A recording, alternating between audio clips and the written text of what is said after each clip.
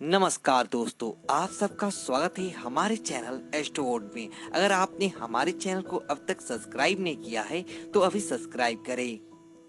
दोस्तों सबसे पहले आप इस वीडियो को लाइक कर दें, क्योंकि बाद में लाइक करना भूल जाते हैं। तो प्लीज वीडियो को टक से लाइक कर दें, और लाइक करने में आपका कुछ नहीं जाएगा, तो प्लीज लाइक कर दें। तो चलिए शुरू करते हैं वीडियो। दोस्तों आज हम आपको बताने वाले हैं कि साल का सबसे बड़ा त्योहार होता है नवरात्रि का त्योहार। और नवरात्रि के दौरान दिनों के दौरान हर व्यक्ति के मन में यही होता है कि कैसे ना कैसे करके माँ दुर्गा को वह प्रसन्न कर ले, ताकि माँ दुर्गा का आशीर्वाद उसके जीवन के अंदर, उसके घर के अंदर बना रहे। और इसी वजह से दोस्तों व्यक्ति इस दिनों में अलग अलग पूजा की सामग्री व माँ दुर्गा के लिए अपने घर के अंदर लेकर आता है।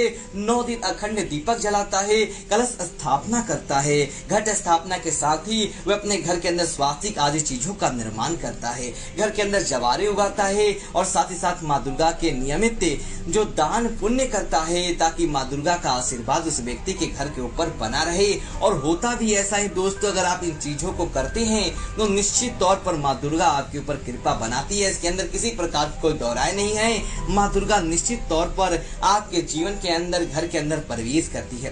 दोस्तों इस बार नवरात्रि आ रहा है, जो कि 17 तारीख से कलश स्थापना का मुहूर्त है। आप सुबह के समय से लेकर दोपहर तक समय उत्तम मुहूर्त के अंदर आप अपने श्रद्धा के अनुसार आप नवरात्रि घट स्थापना कर सकते हैं। इसके लिए हमने आपके लिए एक अलग से वीडियो बनाया है, आप उस वीडियो को देखिए, आपको जानकारी प्राप्त हो जाएगी। दोस्तों आज हम आपको बताने वाले हैं कि दोस्तों कई बार क्या होता है, लाख मेहनत करते हैं, नवरात्रि की पूजा भी कर ली और उसके बाद भी हमें उसका परिणाम नहीं मिला। तो दोस्तों हमारे यहाँ निवेदन है कि पहले से ही आप इन चीजों का ध्यान रखें, इन गलतियों को नवरात्रि के दौरान नहीं होने दें, कि आप नहीं कहेंगे कि माँ दुर्गा की कृपा आपके जीवन के अंदर नहीं मिली है। होता क्या है कि हमारे द्वारा की गई ये गलतियां ही हमें इतना दुखद परिणाम दे देती है कि हमारे द्वारा की गई सारी पूजा के ऊपर आने पानी फिर जाता है, और पूजा भी किसी काम की नहीं रहती, और ना ही हमें उस पूजा का अच्छा और सुखद परिणाम देखने को मिलता है। तो दोस्तों आपसे निवेदन है कि आगे बढ़ने से पहले कमेंट के अंदर जय माँ दुर्गा, जय माता दी जरूर लिखिए, और वीडियो को लाइक कर दे, ताकि हमारे इस वीडियो बनाने की सार्थकता और हो जाए, और साथ ही साथ माँ दुर्गा का आशीर्वाद आपको प्राप्त हो जाए। तो बात करते हैं उन गलतियों के बारे में जो आपका भूल कर भी नहीं करनी चाहिए। दोस्तों सबसे पहली यह बात होती है कि दोस्तों माता दुर्गा की स्वयं की सवारी है सिंह की सवारी, अर्थात पशु की सवारी है। तो नवरात्रि के दौरान आपको कोई भी पशु दिख जाता है आपके सामने ही, असहाय पशु को, तो आपको उसकी सेवा करनी चाहिए, ना कि आपको उसे मारना चाहिए, या फिर आपको किसी पशु की हत्या से जुड़ा किसी भी प्रकार का कोई काम करना चाहिए। ऐसा कोई भी काम ना करें जिसके अंदर किसी प्रकार की पशु हत्या हुई है। इस काम को आप छोड़ देंगे तो निश्चित तौर पर माँ दुर्गा की आपको आशीर्वाद प्राप्त होगा। आप बात करते हैं अगली, तो दोस्तों ध्यान रखिए कि नवरात्रि के दौरान दाढ़ी बनाना, मूंछ कटाना, बाल कटाना बहुत ज्यादा अशुभ माना जाता है। आप इन नवरात्रि के 9 दिनों के दौरान पूरे सात्विक तौर पर पालन करें। आप इस दौरान बाल को बनाना हो गया, बाल काटना हो गया, इस प्रकार के काम ना करें, नहीं तो आपको नवरात्रि की सात्विकता आपकी भंग हो जाती है और आपको उसका अच्छा परिणाम नहीं मिलता है। इसलिए नवरात्रि से पहले ही आप तैयारी कर ली। दोस्तों दूसरी चीज की बात करें तो नाखून काटना। दोस्तों नवरात्रि के 9 दिनों के दौरान नाखून काटना पूरी तरीके से वर्जित माना जाता है।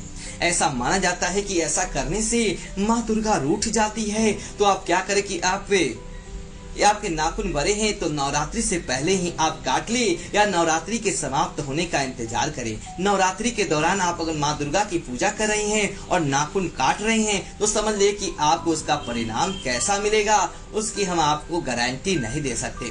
तो दोस्तों इसी प्रकार अगली चीज की बात करें तो खाली घर। नवरात्रि के दौरान इस बात का ध्यान रखें, अगर आप गलत स्थापना की है, घर के अंदर माँ दुर्गा की पूजा कर रही हैं, तो फिर उस गलत को कभी भी आपको खाली नहीं छोड़ना है। ऐसा नहीं कि आप घर के अंदर माँ दुर्गा को बैठाया है और आप घर का ताला वगैरह लगाकर कहीं बाहर चले गए 2-4 दिन के लिए। नवरात्रि के दौरान ऐसे योग डाल दे। अगर आप माँ दुर्गा को घर के अंदर बुलाया है, घर स्थापना की है, तो सुबह शाम माँ दुर्गा की आरती जरूर होनी चाहिए। और ध्यान रहे कि मकड़ी या मकड़ी आदि के जाले हैं तो नवरात्रि के दौरान आपको ऐसी चीजों को हटा लेना चाहिए, आपको पाप नहीं लगता है। दोस्तों इसी दौरान अगली चीज की बात करें तो खान पान का आपको विशेष ध्यान रखना चाहिए। आपको लहसुन, प्याज, मांस का सेवन भूल कर भी आपको नहीं करना चाहिए। तामसिक भोजन का नवरात्रि के दौरान आप सेवन करते हैं तो समझ लीजिए कि माँ दुर्गा आपके ऊपर कभी भी अपने आप ही समझ लीजिए कि वह किसी प्रकार का कोई चीज आपको नहीं देने वाली है। आप मांस हो गया, लहसुन हो गया, प्याज हो गया, ऐसी जलनशील चीजों को आप त्याग दे नवरात्रि के दौरान। अगली चीज की बात करें तो दोस्तों चमड़े की चीजें, दोस्तों चमड़े की चीजें किसी बेजवान जानवर को मारकर या मरने के बाद बल्कि बैलून से जानवर से बनाई जाती है। तो नवरात्रि के दौरान आप माँ दुर्गा की पूजा करते हैं तो इस दौरान का ध्यान रखिए कि चमड़े की चीजें 9 दिनों के अंदर आप इन चीजों को छोड़ दें। चमड़े की चीजें पहनकर या चमड़े की चीजों को आप लाकर माँ दुर्गा की पूजा नहीं करें और ज्यादा हो सके तो 9 दिनों के दौरान आप किसी भी प्रकार की कोई चमड़े की चीज खरीदे भी ना, ताकि आपको अच्छा परिणाम देखने को मिले।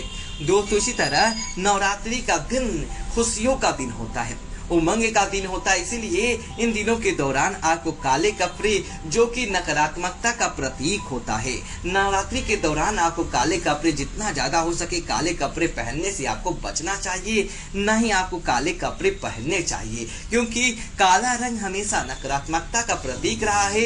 तो नवरात्रि के दौरान आप क्या करें कि लाल सुंदर चटक रंगों के पीले वस्त्र धारण करें, लाल वस्त्र धारण करें, लेकिन आपको काले वस्त्रों का धारण वस्तु को पहनना भूल कर भी नहीं चाहिए, ना ही अन्यथा आपको सुखद परिणाम देखने को नहीं मिलता है।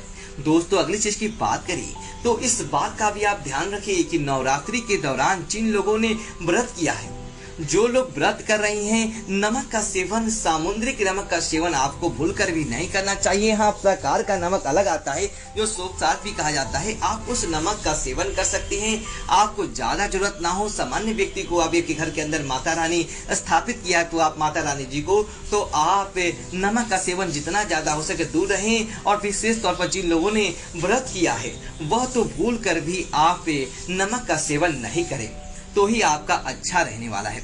दोस्तों इसी तरह अगली चीज की हम बात करें तो नवरात्रि के दौरान आप इस बात का जरूर ध्यान रखें कि आपके अंदर की जो बुरी आदतें हैं उन आदतों को आप प्रकट भी ना होने दे नवरात्रि के दौरान। जैसे कि नवरात्रि के दौरान दोस्तों किसी भी प्रकार के नशे का सेवन करना बहुत ही दुखद माना जाता है। नवरात्रि के दौरान आपको भूल कर भी किसी प्रकार का कोई नशे का सेवन नहीं करना चाहिए। इसके लिए हो गया कि आप शराब पीते हैं या किसी प्रकार का कोई नशा करते हैं, आप सिगरेट आदि पीते हैं और यह आदि करने के बाद आपके घर के अंदर माँ दुर्गा की पूजा होती है तो समझ लीजिए कि आपको उसका अच्छा परिणाम तो नहीं मिलने वाला है। माँ दुर्गा इन चीजों से हमेशा से ही दूर रहती है और आपको उसी की तरह अनुरूप ऐसा ही बनना मिलता है। शराब और नशे का सेवन तो आप नवरात्रि के दिनों के दौरान जितना ज्यादा हो सके टाल देंगे तो ही आपके ऊपर माँ दुर्गा की कृपा देखने को मिलेगी, माँ दुर्गा का संपूर्ण आपको लाभ प्राप्त होगा, नहीं तो आपको फिर ऐसी कृपा नहीं मिल पाती है। दोस्तों इसी तरह नवरात्रि के दौरान जितना ज्यादा हो सके आप जो लोग नव दंपति हैं या चाहे कोई भी हो, आप नवरात्रि के दौरान माँ दुर्गा की पूजा कर रहे हैं तो आपको इस दौरान ब्रह्मचर्य का जितना ज्यादा हो सके पालन करना चाहिए। 9 दिनों में किसी प्रकार का कोई खास नुकसान नहीं होने वाला है। 9 दिनों के दौरान आप मानव विज्ञान की भक्ति के अंदर मन लगाएं, चाहे आप कैसे भी व्यक्ति हो। 9 दिनों के दौरान आपको जितना ब्रह्मचर्य का आपको पालन करना चाहिए, आपको संबंध बनाने से बचना चाहिए ताकि आपको माँ दुर्गा का सुखद परिणाम आपके जीवन के अंदर, आपके घर के अंदर देखने को मिले, न कि माँ दुर्गा की नाराजगी का आपको सामना करना पड़े, न किसी प्रकार के विशेष क्रोध का आपको सामना करना पड़े। इस बात का आप ध्यान रखकर कोई भी काम करेंगे तो निश्चित तौर पर माँ दुर्गा का आपको आशीर्वाद प्राप्त होगा और आप नहीं कहेंगे कि आपके जीवन के अंदर किसी प्रकार का कोई दुख है।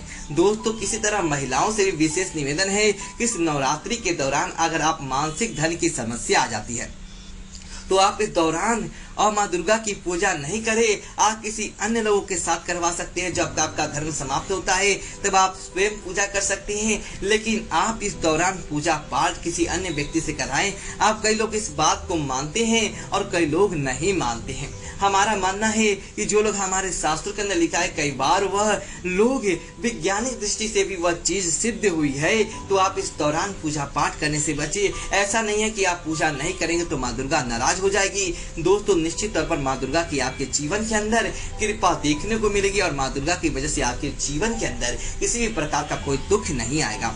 दोस्तों इसी तरह ध्यान रखिए कि जो 2 वर्ष से छोटे 2 वर्ष और लेकर के 9 वर्ष जो कि छोटी कन्याएं होती हैं, माँ दुर्गा का उनके अंदर रूप होता है। नवरात्रि के दौरान कन्याओं की पूजन भी किया जाता है, उन्हें गिफ्ट आदि दिया जाता है। और नवरात्रि के दौरान इस बात का भी ध्यान रखें कि किसी भी कन्या को आप अपने हाथ का स्पर्श ना करें, अर्थात क्योंकि ना तो मारे ना ही किसी प्रकार को आप उनसे ऐसा बोलें, चाहे आपकी बेटी हो या अन्य कोई भी छोटी लड़की हो। आपको उनकी इतनी ही इज्जत करनी चाहिए जितनी आप देवी की इज्जत नवरात्रि के दौरान करते हैं। समझ लीजिए कि आपके जीवन के अंदर अपने आप ही अच्छे योग देखने को मिल जाएंगे। दोस्तों इसी तरह ध्यान रखिए कि घर की लक्ष्मी या घर की दुर्गा कहें या घर का कुछ भी कहें, तो घर की कन्या, घर की बहू होगी, बेटी होगी, आपकी पत्नी होगी, देवी का ही रूप मानी जाती है। तो नवरात्रि के दौरान आप महिलाओं को तंग ना करें, महिलाओं के साथ किसी प्रकार का आप दुर्व्यवहार करते हैं तो समझ लीजिए कि साक्षात माँ दुर्गा की नाराजगी का आपको सामना करना पड़ जाता है। तो इसी वजह से इस बात का आप ध्यान रखिए, निश्चित तौर पर आपकी कुंडली आपके ऊपर मेहरबान होगी और आपके जीवन के अंदर किसी प्रकार का कोई दुख देखने को नहीं मिलेगा। जो आपको मिलेगा अच्छा ही अच्छा परिणाम आपके जीवन के अंदर देखने को मिलेगा। तो दोस्तों उम्मीद है आपको यह वीडियो अच्छी लगी हो, तो वीडियो अच्छी लगी तो वीडियो लाइक करें और कमेंट बॉक्स में जय माता दी लिखिए और हमारे चैनल को सब्सक्राइब करें। धन्यवाद दोस्तों।